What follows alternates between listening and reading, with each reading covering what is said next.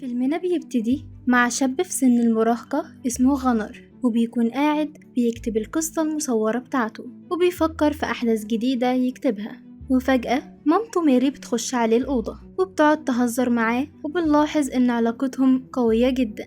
وفي نفس اليوم بالليل بيرجع والد غنر من الشغل وبيقعدوا يتعشوا مع بعض، وبيتكلم أموس مع مراته على الناس اللي في المدينة وإنهم بيعملوا عادات غريبة جدا وإنه ما بقاش مستريح هنا.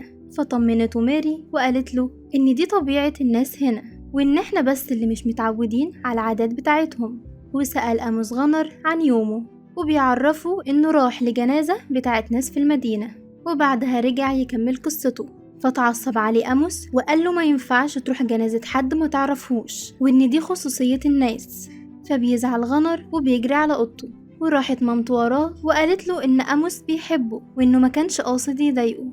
لكن غنر فضل متضايق من باباه وقال لها إنه مش مهتم بيه، والأحسن إنه ما كانش يرجع من شغله في اليابان. فهدته ماري وحضنته وخلته ينام، وكان أموس سمع كل كلام ابنه.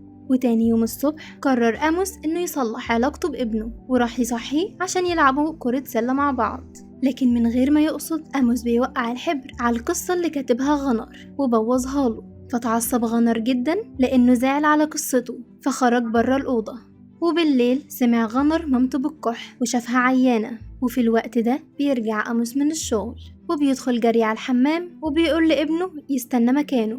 فبيبص غنر على الشنط اللي باباه جايبها فبيلاقي فيها جرعات مورفين، فبيفهم إن مامته عندها مرض خطير. وفي تاني يوم بيروح غنر المكتبة وبياخد كل الكتب اللي بتتكلم عن سرطان الدم، وبيرجع لبيته عشان يقراهم بتركيز. وفي نفس الوقت بنشوف الممرضين وهم بيحطوا محاليل لماري، وبيشوفهم غنر وبيكون زعلان وما بيقدرش يفضل واقف، فبيخرج برا البيت يتمشى ناحية الغابة بالسكوتر بتاعه. وبيوصل لعند مصنع مهجور وبيلاقي قدامه دراجات كتير جدا، فبيروح يبص على اللي بيحصل وبيلاقي ان في اولاد كتير جدا في نفس سنه قاعدين وبيصنعوا قصة عن واحد اسمه رجل الماء، وبتقول لهم انه بيقدر يشفي اي شخص، ولكن برضه بيكون خطير لانه مرة ظهر لها في الغابة وعمل لها جرح في رقبتها. وبالليل بيلاقي غنر كتاب بالصدفة لواحد راوي قصة عن رجل الماء، فبيقرر انه يروح لعنده الصبح. وفعلا بيستقبل الراجل وبيسأل غنر عن رجل الماء أكتر، وابتدى الراجل يحكي لغنر عن قصة رجل الماء. وفي المقدمة بيأكد له إنها قصة حقيقية لأن جده هو اللي شاف رجل الماء، وإن من زمن طويل جدا كان رجل الماء ده عايش في مدينة تانية غير هنا وإنها ناحية الغابة. وفي يوم حصل فيضان كبير جدا من السد اللي كان في الغابة، وده اللي كان السبب في موت جميع الناس اللي كانوا في المدينة، وكان من ضمنهم رجل الماء ومراته سارة. ولقوا إن رجل الماء فاق من الموت وإن كلهم اتفاجئوا، وطلع إنه معاه حجر قادر إنه يشفي فيه الناس من أي مرض، وكمان بقى خالد في الدنيا، وإنه عايش طول حياته بيدور على جثمان مراته سارة عشان يرجعها للحياة، لكن لحد دلوقتي ما لقاهوش. وخد غنر من الراجل خريطة موجود فيها مكان رجل الماء وشكره ومشي. وبالليل بيقوم غنر عشان يتكلم مع مامته لكن مش بيلاقيها في أوضتها، وبيتفاجئ لما بيلاقيها في الحمام وشعرها كله وقع بسبب مرضها. وبيسمع أموس صوت ابنه وهو بيصرخ، فبيقوم بسرعة وبيهديه. وفي النهار بيحضر غنر شنطته وبياخد معاه فلوس وبيهرب من البيت، وبيروح لعند البنت اللي كانت بتحكي قصة رجل الماء وبيطلب منها توديه عند المكان اللي قابلت فيه رجل الماء. لكن البنت طلبت منه انه يديها فلوس عشان تروح معاه، وفعلا بيديلها فلوس وبيقول لها انه هيديلها كل اللي معاه بس توصله لرجل الماء. وبدأوا يتحركوا وراحوا السوبر ماركت عشان يشتروا مستلزمات تكفيهم في رحلتهم. ولاحظ غنر ان البنت اللي معاه بتسرق، فبيتضايق منها وبيروح يحاسبوا راجل السوبر ماركت اللي كان شاكك فيهم عشان شاف سيف مع غنر، فقال له غنر انه سيف باباه وانه بيحب يمشي بيه مش اكتر، فصدق الراجل وخلاهم يمشوا. وبنروح على أموس اللي بيخش أوضة ابنه وبيلاقي فيه ورقة مكتوب فيها رسالة لمامته، وبيعرف انه هرب من البيت. وراح أموس للشرطة وبلغ عن اختفاء ابنه وادى للشرطية الرسالة اللي غنر كان كاتبها لمامته.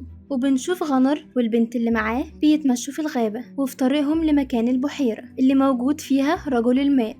وبالليل بيقعدوا في الغابة عشان يستريحوا، فبتسأله عن حياته مع أهله، فبيعرفها غنر إن أهله بيحبوه بس هو حاسس إن بابا مش بيحبه، وإن مامته أكتر شخص حبته في الحياة، وإنه زعلان جدا لإنها هتموت. فبتحس بالغيرة، وخصوصا لإنها بتحكيله إن باباها قاسي جدا وإن مامتها ميتة، وطلبت منه إنه يحرسها لحد ما تنام شوية وتقوم تحرس مكانه. ولما بتنام بيبدأ غنر يسلي نفسه وبيحاول يرسم رجل الماء بالوصف اللي خدوه من كل اللي سألهم. وفجأة بيسمع أصوات مرعبة في المكان، وبيقوم وهو ماسك السيف وبيسأل لو في حد موجود، وبنشوف إن في كائن بيجري بسرعة من وراه لكن بيعدي الموضوع. وتاني يوم الصبح بنروح لأموس اللي بيوزع مع الشرطة بوسترات عليها صورة ابنه في المحلات، وراح المكتبة وادى للست اللي شغالة فيها بوستر وقال لها تحطه عندها، وعرفها إن ابنه مختفي واداها رقم تليفونه وقال لها لو جالها تتصل عليه. وبعدها كمل توزيع البوسترات لحد ما دخل السوبر ماركت اللي اشترى منه غنر مستلزمات الرحلة، وعرف الراجل إنه جاله وإن كان معاه بنت، ووصف الراجل للشرطة شكل البنت بالتفصيل. وبنرجع لغنر وهو والبنت اللي معاه بيشوفوا طريقهم في الغابة وبيكملوا مشي، وبيوصلوا عند مكان معين وبيتفاجئوا بتلج بينزل من فوق، وبيستغربوا لأنهم في الصيف، وكده اتأكد غنر إنها إشارة لأنهم قربوا يوصلوا. وبعدها بنشوف ميري اللي كانت قايمة تدور على ابنها في الشقة لكن ما لقيتهوش، ولقيت تليفون البيت بيرن فردت، وطلعت الست اللي شغالة في المكتبة وعرفتها الست عن كل حاجة وإن ابنها غايب عن البيت بقاله يومين. وبنروح لغنر اللي بيلاقي كهف وبيقرر هو والبنت إنهم يقضوا اليوم فيه ويبقوا يكملوا طريقهم تاني يوم، وفعلا بيقعدوا فيه وبالليل بيتكلموا شوية وبيناموا. وبيصحى غنر بحركة حشرة بتتحرك على جسمه، فبيبعدها بسرعة وبيرجع بظهره لورا، فبيتفاجئ بكمية كبيرة من الحشرات في الكهف، وبيصرخ هو وجو وبيقدروا يهربوا من الكهف لكن من غير الشنطة اللي كان فيها الأكل.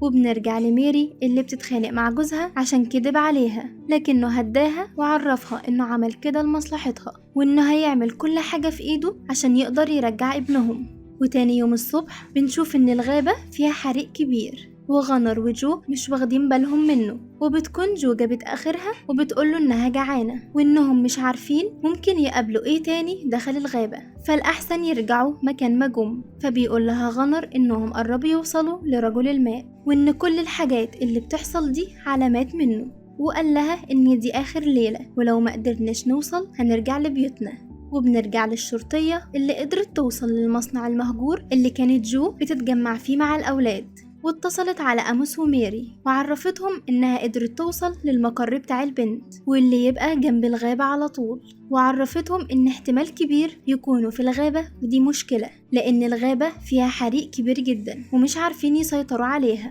وإنهم ممكن يموتوا هناك، وإنها مش هتعرف تعمل حاجة دلوقتي لأن عندها شغل تاني في إخلاء البيوت اللي بجانب الغابة. فبيقرر أموس إن هو اللي يروح الغابة وينقذ ابنه، وبيروح يركب عربيته وبيجيله الراجل صاحب الكتاب اللي غنر راحله واتكلم معاه عن رجل الماء وعرفه المكان اللي غنر هيكون متواجد فيه، وقال له طريق مختصر يقدر يروح من عنده بسرعة، فشكره أموس واتحرك. وعلى الجانب الآخر بيكون غنر قدر يوصل للشلال اللي بعده بكم خطوة هيقدر يوصل للبحيرة، ومش بترضى جو تعدي لأنها خايفة تقع من الشجرة اللي هيعدوا عليها، فبيقرر غنر إنه يطلع الأول ويتحرك على الشجرة عشان يطمنها، لكن مش بيقدر غنر إنه يحافظ على توازنه وبيكون هيقع، وبيفضل ماسك في الشجرة وبيطلب من جو تساعده. وفعلا بتجري جو بسرعة وبتقدر تطلعه على الشجرة وبيعدوا الشلال. وبنشوف الشرطية اللي قدرت توصل لبيت جو وراحت تتكلم مع باباها، فعرفها إنه ما شافهاش من يوم تقريبا وإنها مش بترجع للبيت كتير، وقالت للشرطية إنها رجعت سجل المستشفى وعرفت إن جو خيطت 15 غرزة وسألته عن السبب، فتوتر أبوها وقال لها إنه ما يعرفش حاجة عن المستشفى ولا الحاجات دي. وبعدها بيوصل أموس لمكان الشلال وبينزل من العربية وبيجري في الغابة يدور على ابنه. وبنروح لعند غنر وبنلاقي جو بتقوله إنها تعبت وعايزة ترجع البيت وما بقتش قادرة تكمل، فبيعرفها غنر إنهم قربوا، فتعصبت عليه جو وقالت له إنها كدبت عليه وقالت له إن مفيش رجل ماء، وقالت له إنه لازم يرجع ويقضي شوية الوقت ده مع مامته لأنها هتموت غصب عنه وإنه مش هيقدر يعمل حاجة. فزعل غنر من كلامها واتحرك لوحده في الغابة وقال لها إنه هيوصل لرجل الماء وهينقذ مامته. ومشيت جو هي كمان وقررت تسيبه، لكن ما قدرتش ورجعت وراه وفضلت تنادي عليه وهو ما سمعهاش، وبتفضل جو وراه وهي بتدور عليه. أما غنر بيكون كمل في طريقه وقدر يوصل للبحيرة اللي قاله عليها الراجل إنه هيلاقي رجل الماء هناك.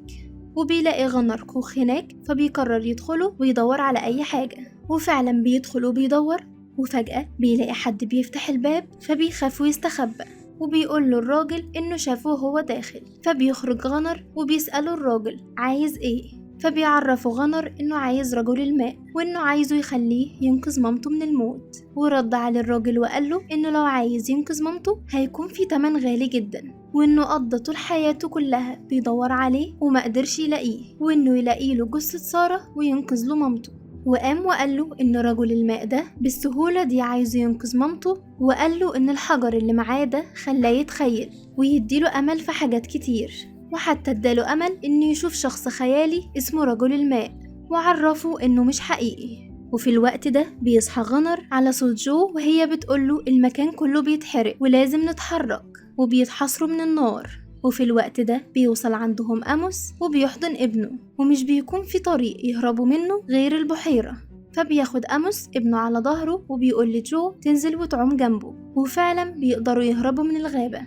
وبيرجع غنر لمامته وبيحضنوا بعض كلهم وبيكونوا فرحانين إنهم اتجمعوا تاني. وأما جو فبيبلغوا عن باباها لحقوق الإنسان وبياخدوها منه وبيتبناها أموس وبتبقى فرد من العيلة، وبيبقوا كلهم مبسوطين جدا ببعض ومش بتحس جو إنها غريبة وسطهم. وبكده يكون خلص فيلمنا. لو عجبك الفيلم ما تنساش الاشتراك في القناة لمتابعة كل جديد.